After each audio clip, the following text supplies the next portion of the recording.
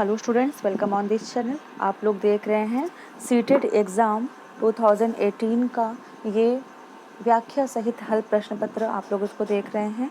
ये इस वीडियो का दूसरा पार्ट है स्टूडेंट्स। इसका पहला पार्ट अपलोड किया जा चुका है, जिसका लिंक इस वीडियो के डिस्क्रिप्शन बॉक्स में आप लोग को मिल जाएगा, या फिर आप इस चैनल के प्लेलिस्ट में भी जाकर आप देख सकते हैं। ओके, चलिए स्टार्ट करते हैं। देखिए, इस वीडियो का पहला क्वेश्चन स्क्रीन पर इसमें शो कर रहा है कि बुद्धि लब्धि या IQ की अवधारणा दी गई थी किसके द्वारा। बुद्धि लब्धि या IQ की अवधारणा किसने दी थी? तो इसका सही आंसर हो जाएगा स्टर्न के द्वारा। ओके, ऑप्शन सी इसका सही है कि स्टर्न के द्वारा बुद्धि लब्धि या IQ की अवधारणा दी गई थी। जो स्टर्न है ये जर्मन मनोवैज्ञानिक हैं। ओके, जर्मन मनोवैज्ञानिक, इनका पूरा नाम है विलियम स्टर्न। ठीक है, जर्मन मनोवैज्ञानिक विलियम स्टर्न तथा कुहलमान ने, क्या कुहलमान, ओके, कुहलमान ने सन 1912 ईस्वी में, कब, 1912 में, 1912 ईस्वी में मानसिक आयु और वास्तविक आयु के अनुपात को बुद्धि लब्धि या संक्षेप में IQ के रूप में प्रयोग करने का सुझाव दिया। परंतु IQ का प्रयोग जो है ये 1916 में टरमैन, कौन, टरमैन के द्वारा स्टैनफोर्ड बिने परीक्षण के प्रकाशन के उपरांत, टरमैन के द्वारा इसमें स्टैनफोर्ड बिने परीक्षण के प्रकाशन के उपरांत ही प्रचलित हो पाया था। ओके, तो इसके क्वेश्चन के अकॉर्डिंग ऑप्शन सी इसका सही आंसर हो जाएगा। आई होप कि आप लोग को ये क्वेश्चन का एक्सप्लेनेशन क्लियर हुआ होगा। ठीक है, इनका स्टर्न का पूरा नाम क्या है? विलियम स्टर्न, जो कि एक जर्मन मनोवैज्ञानिक थे, और इन्होंने कुहलमान, ये वैज्ञानिक हैं, उनके साथ 1912 में मानसिक आयु व वास्तविक आयु के अनुपात को बुद्धि लब्धि या संक्षेप में IQ के रूप में प्रयोग करने का सुझाव दिया। ओके, लेकिन IQ का प्रयोग 1916 में टरमैन के द्वारा स्टैनफोर्ड बिने परीक्षण के प्रकाशन के उपरांत ही प्रचलित हो पाया था। ओके, तो ऑप्शन सी इसका सही आंसर हो जाएगा। अगला क्वेश्चन देखते हैं। अगला क्वेश्चन है कि सृजनात्मकता की अवधारणा, सृजनात्मकता को यहाँ ब्लैंक की अवधारणा से संबंधित माना जाता है। सृजनात्मकता को विविध सोच, इसका सही आंसर हो जाएगा स्टूडेंट्स, ऑप्शन डी हो जाएगा, विविध सोच। सृजनात्मकता को विविध सोच की अवधारणा से संबंधित माना जाता है, क्योंकि सृजनात्मकता का संबंध जो है प्रमुख रूप से मौलिकता या नवीनता से होता है, और सृजनात्मकता वह योग्यता है जो व्यक्ति को किसी समस्या का विविधतापूर्ण समाधान खोजने के लिए नवीन ढंग से सोचने, विचार करने तथा कार्य करने में समर्थ बनाती है। अतः प्रचलित ढंग से हटकर किसी नए ढंग से चिंतन मनन करने तथा कार्य करने की योग्यता ही सृजनात्मकता कही जा सकती है। ओके, तो ऑप्शन डी इसका सही आंसर हो जाएगा। अगला क्वेश्चन है स्टूडेंट्स, देखिए यहाँ पे किसी भाषा के स्वीकृत ध्वनि संयोजनों को इसके ब्लैंक नियमों के अंतर्गत, किस नियम के अंतर्गत बनाया जा सकता है? तो यहाँ पे होगा कि किसी भाषा के स्वीकृत ध्वनि संयोजनों को इसके संबंधी नियमों के अंतर्गत बनाया जाता है। ऑप्शन ए इसका सही हो जाएगा। ओके, ध्वनि संबंधी। ठीक है, तो किसी भाषा के स्वीकृत ध्वनि संयोजकों को इसके ध्वनि संबंधी नियमों के अंतर्गत बनाया जाता है। ऑप्शन ए इसका सही हो जाएगा।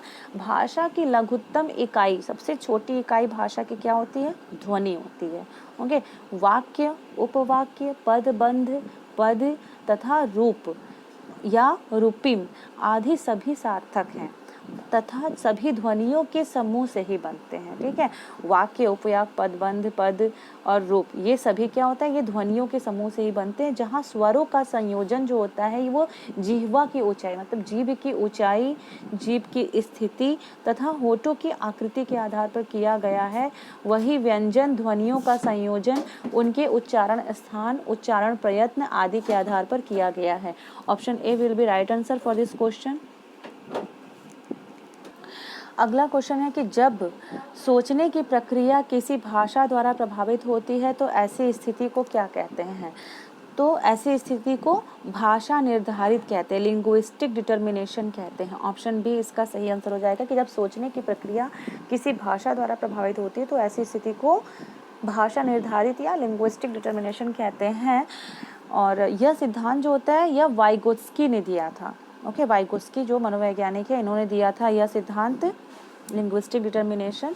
और इनके अनुसार भाषा संज्ञानात्मक विकास को भी निर्धारित करती है और प्रभावित भी करती है, जबकि पियाजे का मानना है कि संज्ञानात्मक विकास सार्वभौमिक होता है और यह किसी भी संस्कृति या भाषा से प्रभावित नहीं होता है।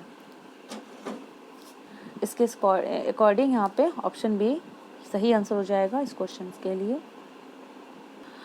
अगला क्वेश्चन है, देखिए, अपने अनुभवों और लक्षणों के आधार पर उपकरणों में खराबी के कारण की परिकल्पना का परीक्षण कर रवि उपकरणों की मरम्मत करता है, वह उपयोग करता है, क्या उपयोग करता है?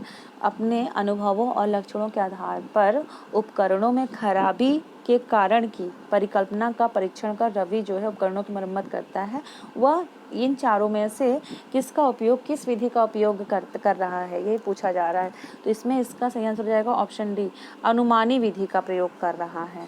ओके, यह कार्य, इस कार्य में वह शिक्षण की अनुमानी या अन्वेषण विधि का उपयोग करता है। अनुमानी विधि के जन्मदाता आर्मस्ट्रॉन्ग माने जाते हैं। ओके,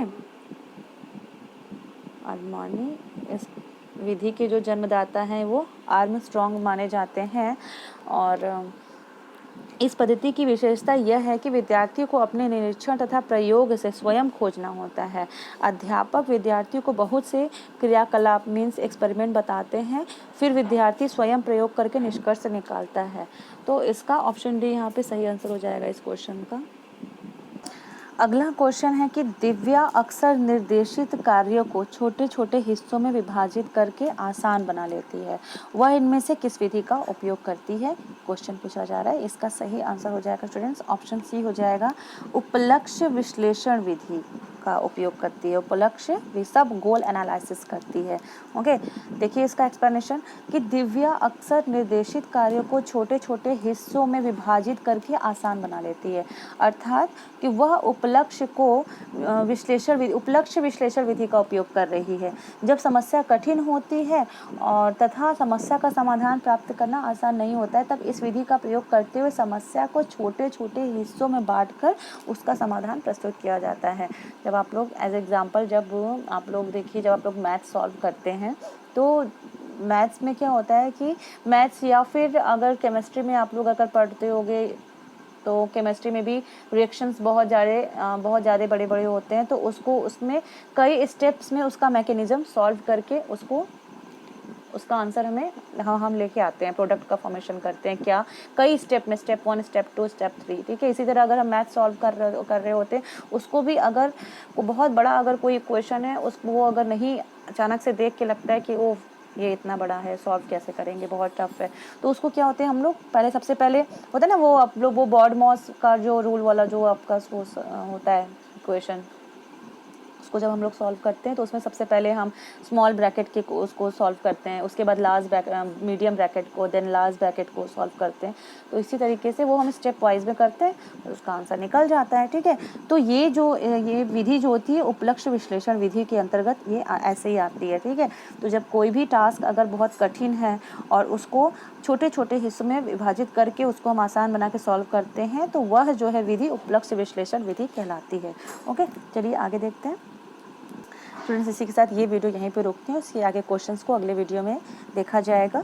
जुड़े रहिए इसी चैनल से। अगर अभी भी सब्सक्राइब नहीं किया तो please subscribe this channel and like this video and share this video in your colleagues, in your friends and in experiments of CTET. जो लोग भी सीटेट की तैयारी कर रहे हैं उनके पास इसको शेयर कीजिए ताकि सभी को हेल्प मिल सके इस वीडियो से। अगर आप लोग को वीडियो पसंद आ रहा है तो प्लीज़ इस वीडियो को एक लाइक जरूर से कीजिएगा। Okay, thank you for watching this video, keep watching.